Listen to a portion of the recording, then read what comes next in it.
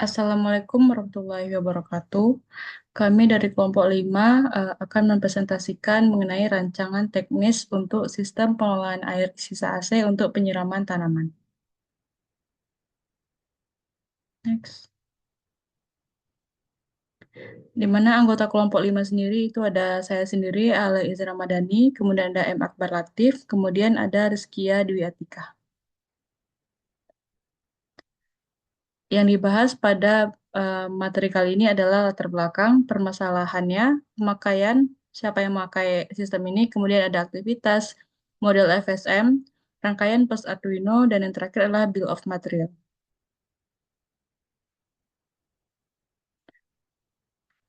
Air conditioner atau AC menghasilkan limbah berupa air buangan melalui proses kondensasi, mengubah uap air menjadi air cair dengan suhu rendah dan sedikit mineral. Air buangan ini memiliki kualitas yang hampir bebas kontaminan, lebih baik dibandingkan air hujan dan potensial untuk dimanfaatkan dalam kegiatan non-potable seperti menyiram tanaman. Namun, seringkali air buangan AC tidak dimanfaatkan secara optimal dan hanya dibuang saja. Dan ini menyebabkan pemborosan air bersih. Solusi yang ditawarkan adalah sistem otomatis menggunakan sensor dan aktuator untuk mengumpulkan dan mengalirkan air AC ke area penyiraman tanaman, atau biasa disebut dengan irigasi kecil, dengan tujuan meningkatkan efisiensi penggunaan air dan mendukung keberlanjutan lingkungan sesuai dengan SDGs nomor 6.4. Next. Di mana permasalahan yang terjadi dari latar belakang yang diambil yaitu banyaknya hotel membuang air AC yang sebenarnya bisa digunakan untuk menyiram tanaman. Kemudian air AC sendiri itu berpotensi sebagai sumber air yang efisiensi dengan kadar kontaminan rendah untuk mendukung penghijauan di area hotel. Kemudian belum adanya sistem otomatis yang menyalurkan air AC ke tanaman sehingga pemanfaatannya belum optimal. Dan yang terakhir dibutuhkannya sistem otomatis untuk memonitor, menyaring, dan menyiram tanaman secara efisien tanpa pengawasan manual. Selanjutnya itu adalah pemakai dari sistem yang akan kami bangun. Di sini adalah pemakainya itu adalah pengelola hotel, di mana pengelola hotel ini memiliki beberapa goals seperti pertama itu mengurangi penggunaan air bersih untuk irigasi dan penyiraman tanaman. Yang kedua itu menerapkan solusi ramah lingkungan yang mendukung citra hotel. Dan yang ketiga itu mengoptimalkan efisiensi operasional tanpa menambah beban kerja dari staf hotel. Ataupun dan adapun frustration atau masalah yang dihadapi oleh pengelola hotel ini antara lain yang pertama itu adalah buangan air AC yang banyak terbuang sia-sia, lalu kurangnya sistem yang efisien untuk memanfaatkan air buangan AC. Yang ketiga itu adalah biaya operasional air yang tinggi.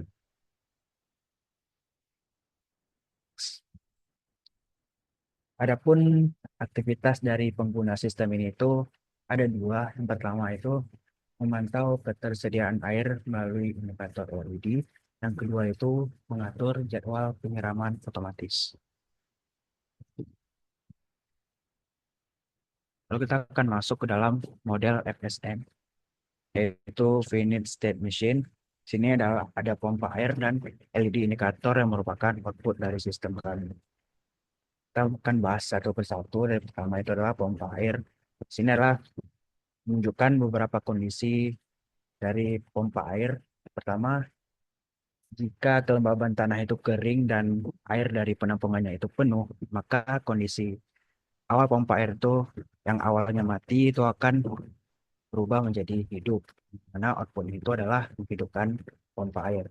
Untuk kondisi kedua yaitu adalah jika kondisi tanah itu kering dan ketinggian air itu kurang atau belum mencukupi, maka kondisi yang pompa yang pertama itu mati akan berubah menjadi menunggu pengisian air dari wadah hingga mencukupi. Dan di sini juga outputnya itu off atau pompanya itu masih mati. Lalu kondisi yang ketiga itu adalah jika kelembaban tanah itu lembab dan ketinggian airnya itu penuh, kondisi pipa, kondisi, kondisi pompa yang awalnya itu mati akan tetap mati. Dan juga ini outputnya pompanya itu akan tetap mati karena kondisi tanah itu sudah lembab, jadi hmm, tidak terlalu membutuhkan penyiraman air. Lalu selanjutnya itu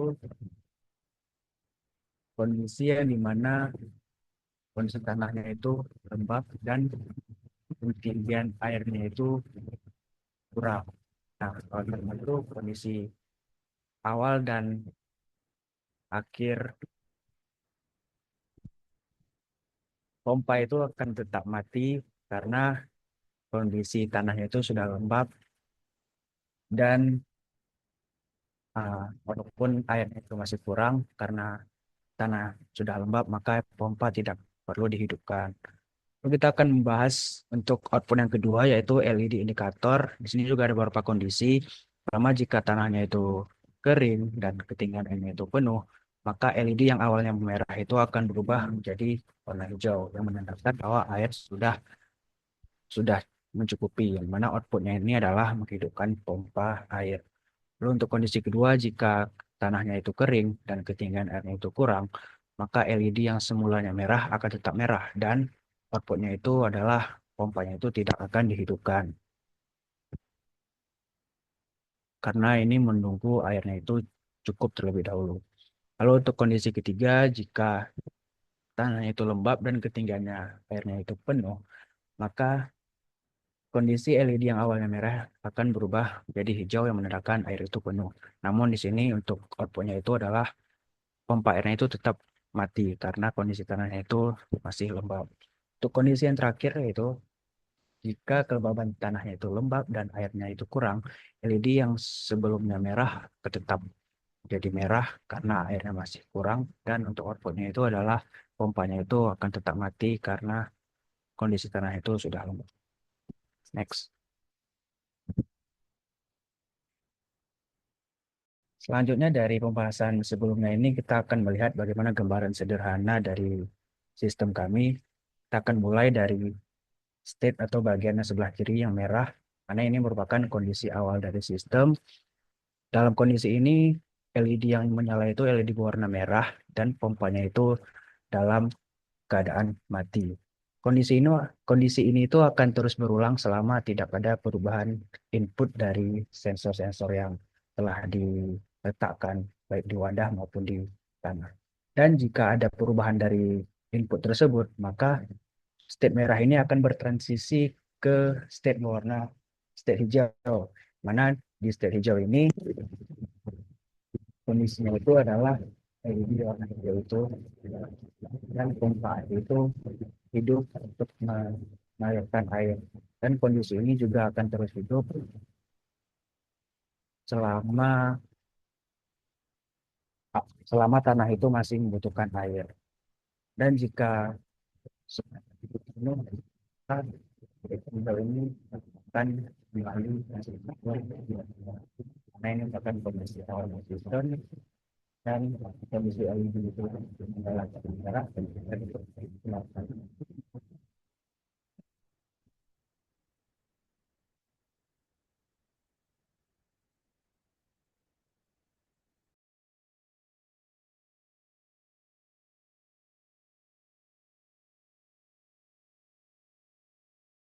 Selanjutnya ada rangkaian plus Arduino.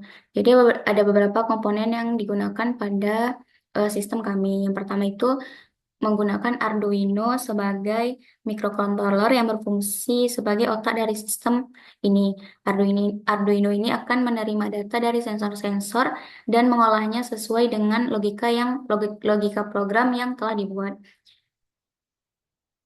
Sistem ini dimulai dari sensor ultrasonik yang berfungsi untuk memantau ketinggian air di dalam wadah.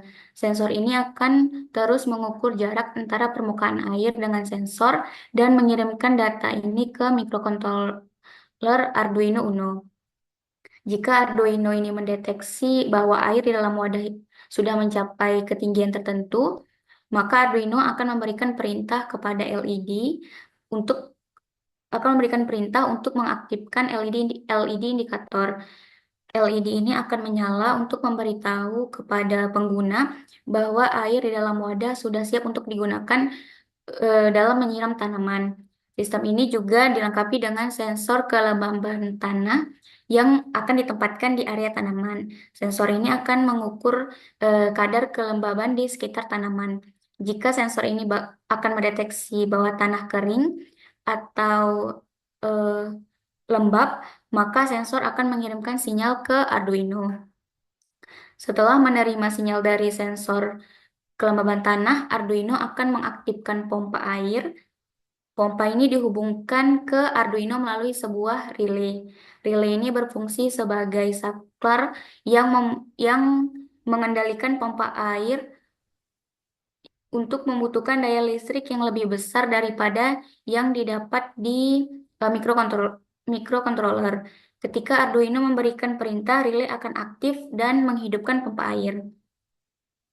Pompa air ini akan menyalurkan air dari wadah penampungan menuju ke area tanaman yang membutuhkan air. Keseluruhan sistem ini akan dijalankan menggunakan daya dari baterai 9 volt.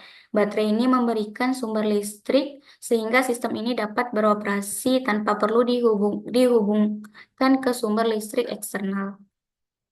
Kemudian ada bill of material.